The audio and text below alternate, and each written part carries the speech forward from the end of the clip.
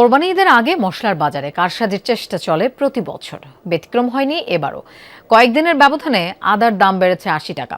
আজ খাতুনগঞ্জে ভোক্তা অধিকার সংরক্ষণ অধিদপ্তরের অভিযানে মিলেছে কৃত্রিম মূল্যবৃদ্ধির প্রমাণ। দুটি প্রতিষ্ঠানকে ৮০,০০০ টাকা জরিমানা এবং অন্যদের সতর্ক করা হয়। ফোটানোর ঝামেলা ছাড়াই নিরাপদ পানির জন্য ঘরে আনুন পিওরিট। কল করুন 16627। সারা বছর তেমন চাহিদা না থাকলেও কোরবানি ঈদে আদার চাহিদা বাড়ে দ্বিগুণ, আর এই সুযোগে দাম কয়েক গুণ বাড়িয়ে দেয় অসাধু ব্যবসায়ীরা। দেশের সবচেয়ে বড় ভোগ্য পণ্যের বাজার খাতুনগঞ্জে গত সপ্তাহে কেজি প্রতি আদা বিক্রি হয়েছিল ৯৫ থেকে ১১০ টাকা। কেজিতে ৮০ টাকা বেড়ে তা এখন বিক্রি হচ্ছে ১৯৫ টাকায়। বিকেলে অভিযানে গিয়ে বেশি দামে বিক্রি ও ক্রয় রসিদ না থাকার দায়ে দুটি প্রতিষ্ঠানকে ৮০,০০০ টাকা জরিমানা এবং আরও কয়েকটি প্রতিষ্ঠানকে সতর্ক করে ভোক্তা অধিকার সংরক্ষণ অধিদপ্তর। আদা ফুড মাফিয়ার ভাষা সেটা এখানে তারা কমিশন আদা দেয় আর ফাড়ি সিনে মাল নামা দিতে কই আমরা কি দোষ আছে? হয়তো যদি আমরা কমিশন পাই আর কমিশনই পাই। কেরালা আদার দাম বাড়তি, তারপরে আপনার ওই কারণেই আসলে আর আদা কম, ওই জন্য এগুলো সরবরাহ কম হলে এমনি দামটা বেড়ে যায়।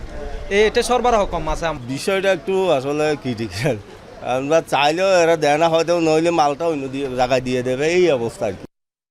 এদিকে দাম বৃদ্ধিতে বিপাকে পড়েছেন খুচরা ব্যবসায়ীরা। খাতুনগঞ্জে ঘন্টার পর ঘন্টা ঘুরেও আদা কিনতে পারেননি অনেকে।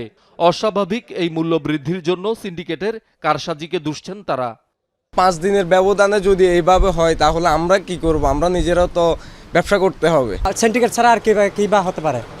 এটা সিন্ডিকেট করে বাড়াইছে, ওরা যদি মাল আমাদেরকে কম না দেয় আমরা কিভাবে কম কিনবো? এখন আমরা যদি বাড়তি করে নিই আমরা তো আদাটা বাড়তি দামে বেচতে পারবো না।